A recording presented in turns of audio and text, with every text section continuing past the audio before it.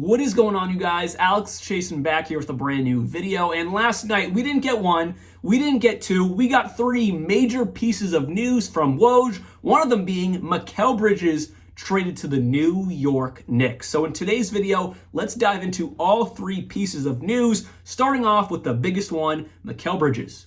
He got traded to the New York Knicks for Bojan Bogdanovic, 4 unprotected first-round picks, a protected first-round pick, an unprotected pick swap, and a second-round pick. What a haul for the Brooklyn Nets. For a good bit, the news was Mikal is untouchable. We're trying to rebuild with Mikal as our star of this team.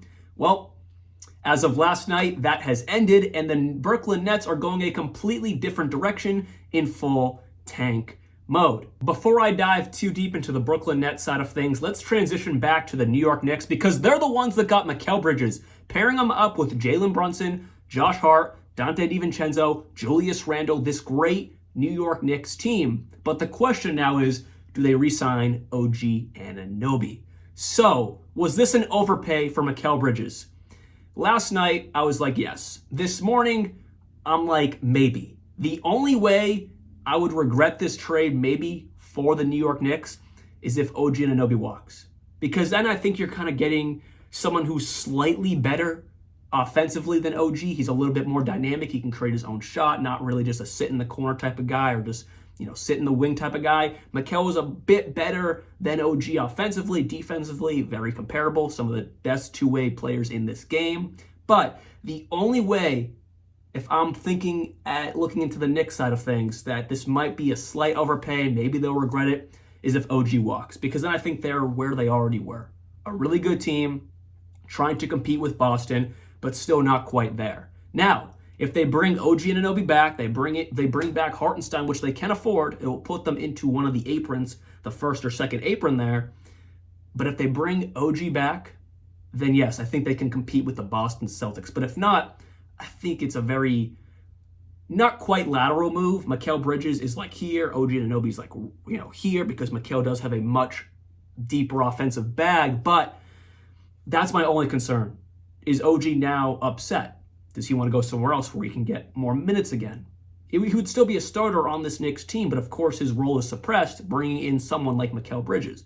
So that is the one question that, looking back, 2-3 years from now, that maybe it may look like a slight overpay because I think they're relying on this major overpay to get someone that they know will fit with Jalen Brunson, Josh Hart, Donte DiVincenzo, the Villanova boys. That's why they gave the Brooklyn Nets this massive haul, because they just wanted someone who would fit with this system and play really, really well. But if they don't bring back someone like OG Anunoby, which would put them on the level, not quite there, but very close to the Boston Celtics echelon, then in a couple years from now, it might be, why do we send them all these picks? So that is the only caveat to this trade. Right now, I like it. Last night, I didn't love it, but right now I'm in the middle. We just need to see what happens with OG Anunoby.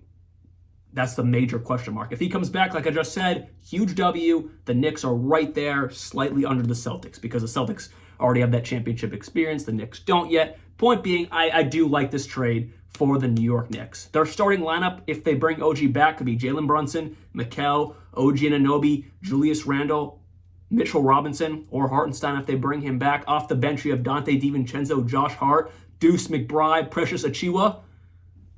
You know what? Pound for pound, that matches up with the Boston Celtics really, really well, and it will match with any team in this league. So I see why the New York Knicks did this. I don't think it's a quite overpay if it all works out.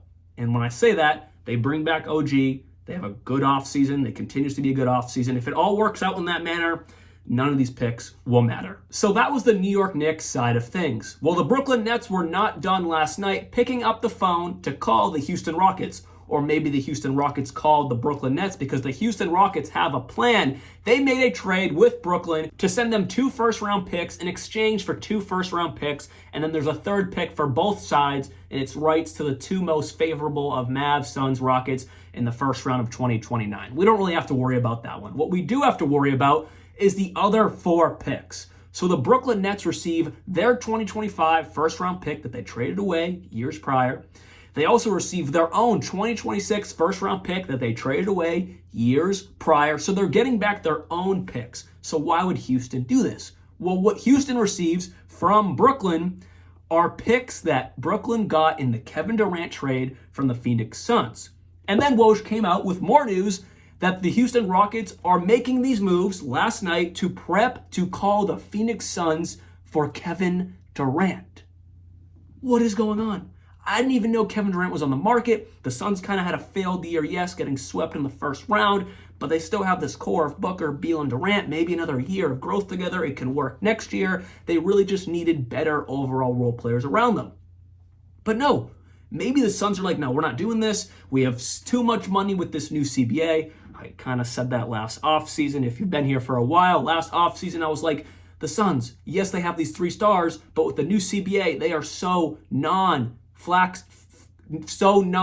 flexible, that they're screwed. They had to sign a bunch of role players that aren't really any good. Most of them were playing more minutes than they should be playing because, again, they're not very good, and that's why they had a failed season, so to speak. But now, maybe they're like, yeah, we have too much money tied up in these 3 guys. We got to blow it up in a way or twist it in a way or tool it in a way. I don't know. It's not confirmed yet because the Suns came out and said, we have no interest in trading Kevin Durant. But we know they could just be bluffing. Who knows? But Houston is gearing up for the possibility that maybe this summer, maybe at the trade deadline next season, or maybe the year after that, that Kevin Durant might be on the open market soon. And now Houston has Phoenix's first-round picks that they traded to Brooklyn. And the Suns, they don't have their own first-round pick till 2029, 2030? So they are screwed. So they could blow it up, send Kevin Durant to Houston, get their first-round picks back, tank, get a top 5, 10 pick, whatever it may be, and start their rebuild. Do they trade Devin Booker? Also, do they trade Bradley Beal? So very, very interesting here for the Houston Rockets. Now for Brooklyn, they get their 2 first-round picks back. This just means they're tanking. They're really buying into the tank. Brian Windhorst said earlier this morning on Get Up, they might trade Cam Thomas. They might trade Cam Johnson. They're definitely going to look to trade Ben Simmons. Nick Claxton's a free agent. Do they bring him back? Do they let him walk? Brooklyn Nets, they're tanking. That's simple. They've been trying to fiddle around for a long time now, trying to be somewhat relevant. They got Kai, they got KD, they got Harden. That didn't work. They got rid of them.